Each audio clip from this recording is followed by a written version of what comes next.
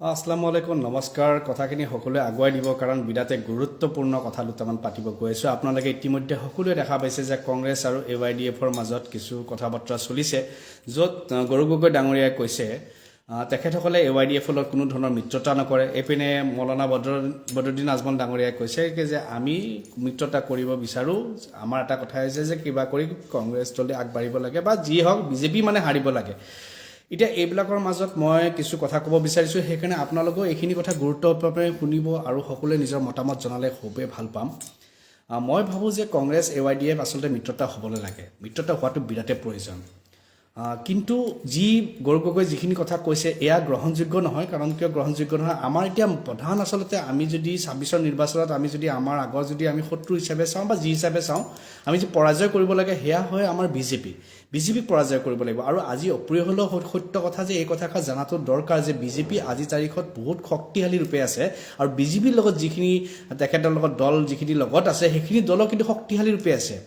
কিন্তু তাৰে যদি উল্টা ছবি আমি চাবলৈ যাওঁ কংগ্ৰেছৰ লগত যিখিনি দল আছে সেইখিনি দল কিন্তু আজি তাৰিখত শক্তিশালী ৰূপে নাই হেয়া অপ্ৰিয় হলেও সত্য আৰু এইখিনি আমি সকলোৱে মানিব লাগিব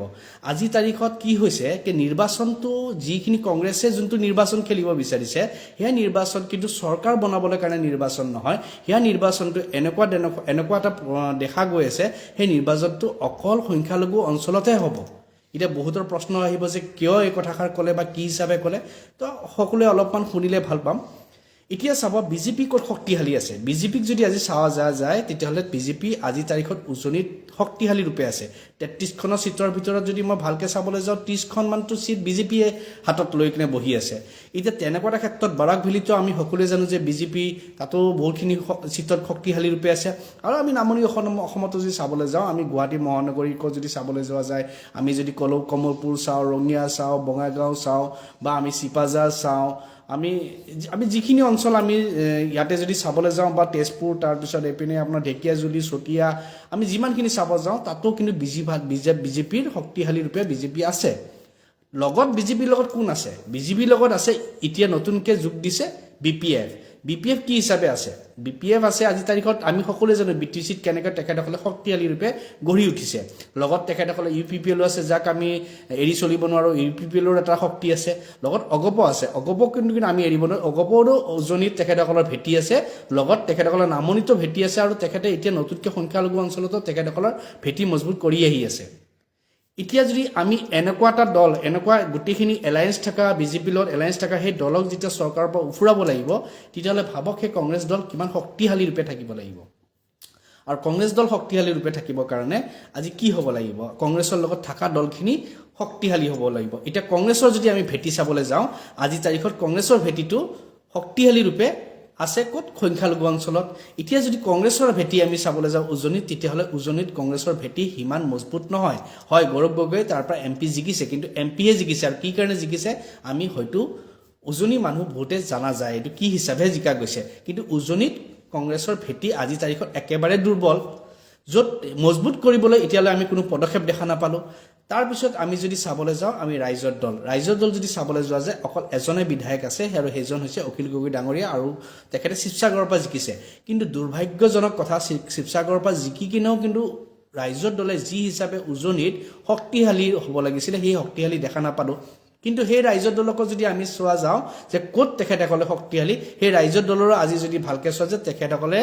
সংখ্যালঘু অঞ্চলত তেখেতসকলৰ যি শক্তি যোনটো প্ৰদৰ্শন কৰে সেয়া অকল সংখ্যালঘু অঞ্চলৰ সংখ্যালঘু ৰাইজক লৈ কিনেহে এতিয়া আমি যদি চাওঁ যে লুৰিণজ্যোতি গগৈ ডাঙৰীয়াৰ তেখেতৰ দলটো যদি এজেপি তেখেতৰ দলটো যদি আমি আজি চাবলৈ যাওঁ তেতিয়াহ'লে তেখেতৰ দলটো উজনিত আজি আমি তেখেতৰ কোনো ধৰণৰ শক্তি আমি দেখা নাই কিন্তু সেই দলটোৰো যদি আমি চাবলৈ যাওঁ যে অস্তিত্ব বা শক্তি ক'ত প্ৰদৰ্শন কৰে তেতিয়া সেই দলটোৰো অস্তিত্ব আৰু শক্তি প্ৰদৰ্শনৰ যদি আমি অলপ হলেও নমুনা দেখা পাওঁ আৰু হেয়া দেখা পাওঁ আমি ক'ত সংখ্যালঘু অঞ্চলৰ ভিতৰত এতিয়া কথাটো হৈ গ'ল যে অকল সংখ্যালঘু ভোটখিনি লৈ কিনে আমি চৰকাৰ বিজেপি উফুৰাব পাৰিম নেকি 26ত আমি ডিমা হাছাওত আমাৰ শক্তি নাই আমি কাৰ্বি আংলঙৰ শক্তিশালী নাই আমি নামনি অসমত যদি আমি চাওঁ আমি বিভিন্ন মই নামখিনি ক'লোৱেই গুৱাহাটী মহানগৰীৰ পৰা লৈ কিনে আপুনি ৰঙিয়া হওক কমলপুৰ হওক আপুনি বঙাইগাঁও হওক বা বিভিন্ন ঠাই মই যিহেতু নামখিনি কৈছোঁ চিপাঝাৰৰ পৰা লৈ কিনে আপটো আপোনাৰ ঢেকিয়াজুলি চতিয়া লখিমপুৰ বা তেজপুৰ বিভিন্ন ঠাইতে আমি শক্তি আজি তাৰিখত AGP কক আপুনি ৰাইজৰ দল কক কংগ্ৰেছৰ কক এইখিনি দলৰ শক্তি আজি তাৰিখত তাতে শূন্য এতিয়া তেনেকুৱা এটা ক্ষেত্ৰত যদি অকল বোলে সংখ্যালঘুৰ মাজত যদি এতিয়া যুঁজখন হয় তেতিয়াহ'লে খেলাখন বিজেপিৰ লগত যুঁজ নহয়তো বিজেপিয়েতো চকুমুদি জিকিব অকল খেলাখন হ'ব ক'ত খেলাখন হ'ব অকল সংখ্যালঘুৰ মাজত মানে এতিয়া AGPৰ যদি আমি চাব যাওঁ কংগ্ৰেছৰো চাব যাওঁ ৰাইজৰ দলৰো চাব যাওঁ এই যদি তিনিটা দলৰ চাব যাওঁ তিনিটা দলৰ ক'ত আছে শক্তি আপোনাৰ সংখ্যালঘুৰ মাজত আৰু AYDF সংখ্যালঘুৰ মাজত আছে এতিয়া যদি সকলোৱে যদি নিৰ্বাচন খেলিবলৈ লাগে তে নিৰ্বাচনটো আচলমতে যুদ্ধ হ'ব সংখ্যালঘুৰ মাজত আৰু সংখ্যালঘুৰ মাজত যদি যুদ্ধ হয় সংখ্যালঘুৰ মাজতে যদি নিৰ্বাচন হয় তেতিয়াহ'লে বিজেপিক উফৰাব পৰা যাব জানো বিজেপিক উফৰাবৰ কাৰণে কোনোবাই শক্তিশালী জোট হ'ব লাগিছিলে তাত হৈ আছে জানো তাত হোৱা নাই আচলতে ৰণকৌশলটো কেনেকৈ কৰিব লাগিছিলে যে যিহেতু সংখ্যালঘু অঞ্চলখিনি সংখ্যালঘু ভোটখিনি কংগ্ৰেছৰ কাৰণে দুৰ্বলতা আছে কংগ্ৰেছৰ লগত থাকিবই কংগ্ৰেছে যিমান বেয়া কৰিলেও সংখ্যালঘু ৰাইজখিনি কংগ্ৰেছৰ লগত থাকিব AYDFৰ শক্তিশালী হিচাপে সংখ্যালঘুৰ মাজত আছে তো তেখেতসকলে সংখ্যালঘুৰ মাজত থাকিবই এতিয়া থাকিলে কংগ্ৰেছৰ আচলতে প্ৰধান তেখেতৰ লক্ষ্য হ'ব লাগিছিলে যে আমি কেনেকৈ উজনিত শক্তিশালী হওঁ আমি যদি শক্তিশালী ৰূপে আজি উজনিত হ'বলৈ পৰা নাই তেতিয়াহ'লে ৰাইজৰ দলক যিহেতু এলায়েন্স লৈছে ৰাইজৰ দলৰ আচলতে চিন্তা চৰ্চা থাকিব লাগিছিল যে আমি উজনিত কেনেকৈ আমি 10-12টা বিধায়ক আনিব পাৰোঁ তেনেকৈ আমাৰ লুৰিণজ্যোতি গগৈ AGPৰ আচলতে সেইখিনি চিন্তা চৰ্চা থাকিব লাগিছিলে কি যে নাই আমি কেনেকৈ আমি ইয়াতে শক্তিশালী হওঁ উজনিত শক্তিশালী হওঁ কাৰণ যিহেতু আমি উজনিৰে আমি হয় আৰু উজনিৰ হৈ যদি আমি উজনিত শক্তিশালী নহওঁ কেনেকৈ হ'ব কংগ্ৰেছে চিন্তা কৰিব লাগিছিলে ঠিক আছে আমাক উজনিত আমাক ৰাইজে লাট মাৰিছে বা উজনিত আমাক ৰাইজে চিনি নাপায় বাৰু ঠিক আছে আমি কাৰ্বি আংলং শক্তিশালী হওঁ ডিমা হাছাও শক্তিশালী হওঁ নামনি অসমত আমি নলবাৰীত শক্তিশালী হওঁ আমি কমলপুৰত শক্তিশালী হওঁ আমি ৰঙিয়াত শক্তিশালী হওঁ শিৱাজালত শক্তিশালী হওঁ এনেকৈ যদি কংগ্ৰেছে যদি তেনেকুৱা ৰণকৌশলটো খেলিলে হয় তেতিয়াহ'লে বিজেপিৰ কাৰণে বহুত অসুবিধা হৈ পৰিলে হয় BTCতটো কংগ্ৰেছ 0 কাৰণ মই BTCত নিজে মই দেখা পাই আছোঁ তাতে 0 তো এই বস্তুবিলাক যেতিয়া এই যুঁজটোৰ কাৰণে ৰণকৌশলটো হ'ব লাগিছিলে চবে চব সাইডৰ পৰা গ্ৰিপ কৰিব লাগিছিলে কিন্তু দুৰ্ভাগ্যজনক আমি এই বস্তুটো দেখা পোৱা নাই আমি এটা বস্তুকে দেখা পাই আছোঁ হেতু হৈছে যে সবখিনি দলৰে শক্তিৰ প্ৰদৰ্শন সংখ্যালঘুৰ মাজত আৰু সংখ্যালঘু ভোটৰ মাজতে খেলিমেলিটো লাগিব আৰু লাগি কিনে অৱশেষত যদি আমি দেখা পাওঁ সেই অৱশেষত এটাই আমি পৰিণাম দেখা পাম 26ৰ নিৰ্বাচনত বিজেপিয়ে ইমানখিনি আসন লৈ জয়যুক্ত হ'ল কিন্তু আমাৰ সংখ্যালঘু অঞ্চলত আমাৰ কি হৈ গ'ল ভোট ভাগ হতে আমি এজন কৰবাৰ